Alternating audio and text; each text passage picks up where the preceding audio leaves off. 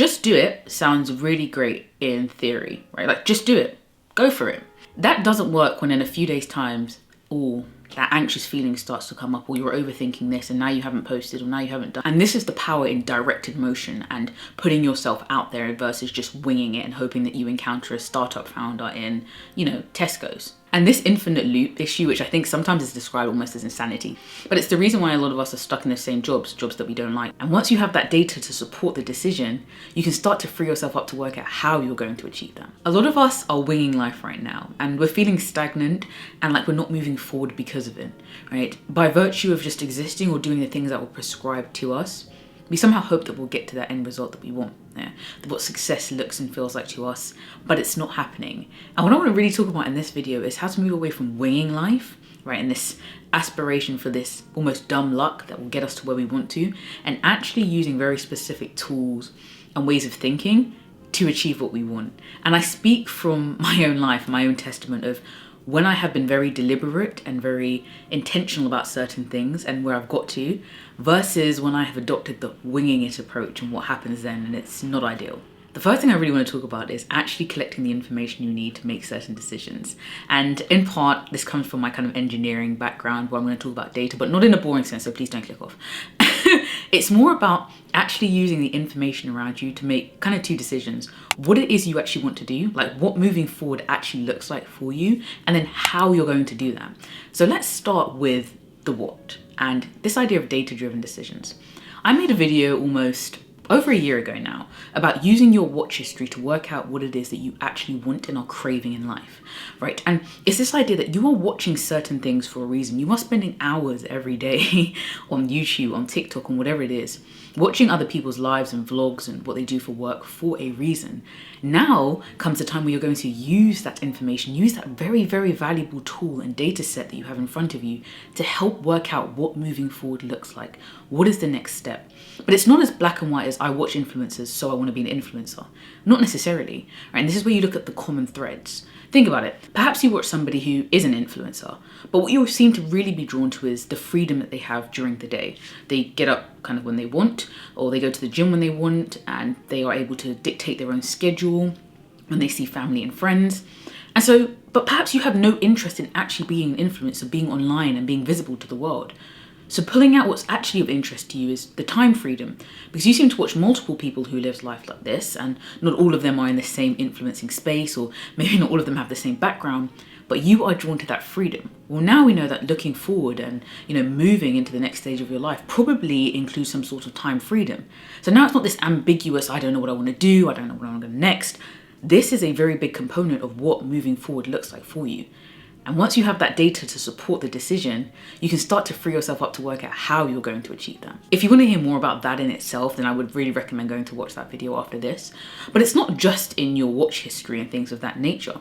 It's also in the everyday activities that you're doing and working out what leaves you feeling drained and what leaves you feeling energized, right? This is another source of data for you to work out what it is you should be probably doing next and moving forward. For example, when you are doing your day job and certain tasks, are there tasks that leave you absolutely drained, absolutely like, oh my God, like maybe meetings, right? They leave you feeling horrible. But another task at work makes you feel really energized, like when you are doing some calculations or when you are presenting or doing something of a different nature. Because again, this is ideas about the type of activities that you should be doing or that should be embedded in your life, right? It could be the fact that like, I can sit down for hours and edit a YouTube video and feel completely happy. There are other tasks that I do that leave me feeling completely drained. Even though I might spend the same amount of time, I'm thinking of jobs in the past that I've done where I've been like at the end of the 7-8 hour shift and thought, do I really need to eat? Like, is paying my bills really that important? Because this is horrible. But these are just like two examples of, again, how you can use that information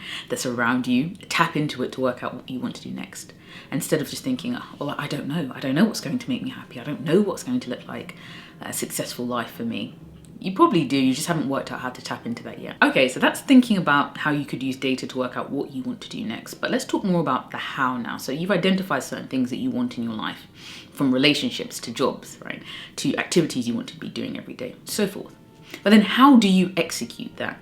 And I think this analogy probably will make a lot of sense to a lot of people about riding a bike or learning to ride a bike. Perhaps you want to get into the tech industry, or you want to have a successful relationship with your husband or raising kids, whatever it actually is. The specifics don't matter, but let's go back to riding the bike. When you don't know how to ride a bike, a two-wheeler bike, you have to take some steps in order to get to the place where you can ride the bike yourself. And the first thing you might do is actually ask somebody who knows how to ride a bike. It seems very simple, but it's very important to access the information from people who have achieved what you want to achieve, right? It doesn't make sense for me to ask somebody who's never rode a bike or that I have no proof can ride a bike to give me that information, right? It's sometimes this idea where in university you have people teaching things like business and they're the lecturer, but they've actually never run a successful business, versus asking somebody who, perhaps in your local area who's been running a successful small business for the last 30 years, how they're doing what they're doing. So step one, or part of the steps, is asking people who are in the position that you want to be in, or maybe not even asking them. It can be just accessing information, because we are so content rich right now. It may not look like having to speak to them one-on-one or booking a session, although that's always an option, but it may look like things like, okay, I can watch their vlogs, or I can watch their how I achieve this video, or they have an ebook or a free guide or something like that. There is a wealth of information to access for that step. You also need the tools, right? Like, to ride a bike and learn to ride a bike, I'm gonna need certain things. For starters, I'm gonna need a bike. And I may need some stabilizers at the beginning. And I may need a helmet. There are tools that I need in order for me to execute this thing and to learn this thing so that I can move forward in life. And so there's an element of collecting data around the tools that you will need, but with the idea of the minimum viable product in your mind, or the MVP. And what I mean by this is, it's not about collecting all of the flashy stuff and all of the nice stuff so that you can move forward, right? It's really working out, what do I need as a bare minimum to get started? For example, with content creation, do you need a fancy Sony camera, a huge or extensive lighting kit, and all of these things to become a content creator, to record your first video? The answer is probably not, but you will need a camera of some sort, but maybe it's just the one with the phone on the iPhone that you already have. You will potentially need a small mic of some sort just to enhance your video quality if you're somewhere loud. There are certain things that are the minimum, but you start to realize very quickly that to get yourself off the ground, once you start collecting the data about where people started from, you're like, okay, I've set my bar all the way up here. In reality, all I need is this. Apologies, the sun's coming in and out, so the lighting may change. Those are the first two steps. We've asked somebody, we've gathered some information from people who are in the spot that we want to be in about the bike, or whatever it is. Then we've got the tools that we need for the MVP. Fabulous. But what do we do next? Well, eventually you will have to get on the bike, right? And this is probably the most important step in the data collection process, because as you are iterating over, as you are getting on the bike, you are kind of pedaling a little bit, or you're falling over a little bit. Oh, that didn't work. I actually need maybe some more momentum over here, or, actually need to steer a little bit this way and that way. Again, as the process is happening, as you are now trialing, you are collecting data continuously about what's going to work and what's not going to work.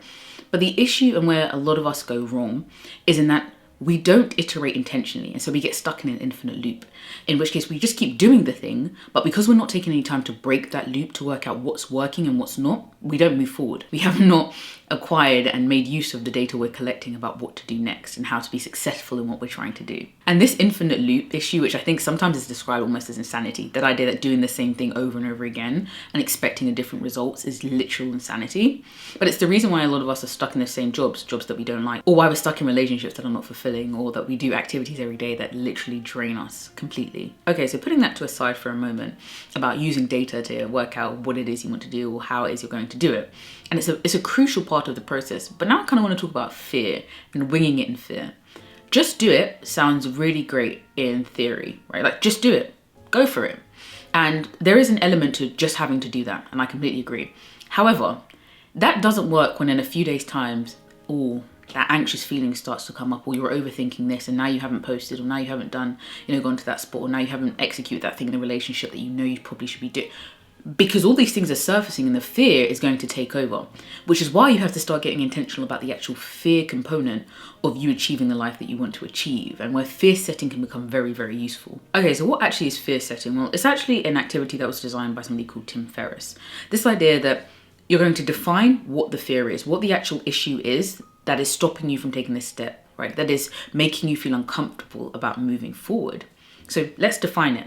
Then let's work out how we can prevent it. What steps could we put in place? What kind of things, what kind of activities? Maybe it's to do with more savings, maybe it's to do with the type of people you surround yourself with. But what can we do to prevent this happening? whatever the fear is. But the final thing is repair. If it does happen, how am I going to bounce back? And a lot of the times when you do this activity, something very magical happens and you realize it's not as bad as I thought. Like, okay, perhaps to prevent it, you start to put some money down now so that you've got 6 months worth of, rent, all your usual bills in case things don't go well. Also that you can bounce back and you don't have to worry about, can I pay the rent next month? Okay, wasn't as crazy as I thought. Now I've worked out a way that I can potentially prevent this. The point is, this is another, I'm not just going to wing it and hope that my fears are going to disappear. There's going to be an element of me confronting these things, working out what I do to prevent it, what I'm going to do if it goes wrong, and then things lighten up. Because you're not, like navigating in the dark, right? Things become illuminated. But the reality is it doesn't stop there. And here's where I want to talk about luck. I know the lucky girl syndrome was very popular at one point. I don't know if it still is, but this idea of how luck impacts your life. And we'd be lying if we sat here and said luck was not a component in people's success, or them, meeting the right person and getting married, or, getting the job that they wanted, or the business that they wanted, or the relationships with friends that they wanted. Luck is a component of life. However, we have to move away from this like surface level looking at luck at just, well, if I wing it, luck is going to come to me. That's not the case. Well, that is dumb luck in a sense, this idea that just by virtue of existing, some things will happen to you. But I actually want to talk about 2 more types of luck that I think are actually more interesting. And they come from this model of the 4 types of luck. And I first heard Naval speak about it, but I actually was reading an article that went into a little bit more depth, and I will leave that linked so that you can look at it yourself. But the 2 types of luck that I want to talk about is motion and directed motion. And let's think about it like this. If I go outside right now, right? If I just stand outside or I go to the shops, I'm likely, just because there are going to be a number of chance events that are happening, right? There's going to be more encounters, and therefore this likelihood that I have a good encounter or a lucky encounter is increased just because I'm out there and there are more people coming to me, or I'm coming to more people.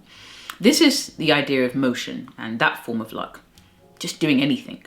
But what's more important, what I think links to this conversation more, is directed motion, the kind of last form of luck, or the 4th type of luck that they speak about in this article. Think about if I want to be a tech person, I want to be a developer. And take the scenario where I just go outside and hope that I encounter somebody who might help me on my journey. Now, let's think about I go to a tech conference. I pay for the ticket to go to a tech conference, and now the number of events that relate to what I want to do in the future are going to increase.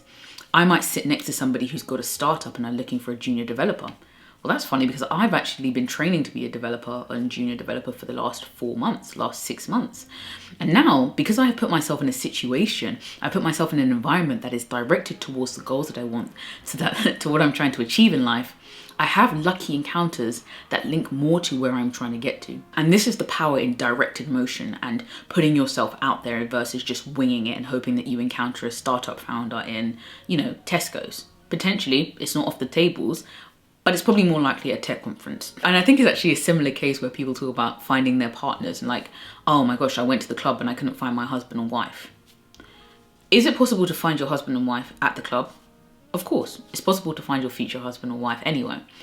If you have certain qualities and certain behaviors that you want your future partner to exhibit, and those don't align with the club, it probably doesn't make sense to direct your energy towards there. You may want to direct your motion towards places where that kind of person would be. Perhaps they may be at museums, perhaps they may be at coffee shops, right? Perhaps they may be actually in your work environment. So thinking about those sorts of things. Okay, so the sun's gone away, but that's fine because you and me are still here. I think there is really value in this type of conversation because people talk about being intentional a lot, but they don't actually explain how to be intentional or how to use very, very tangible things like the data around you and certain activities to be intentional in life.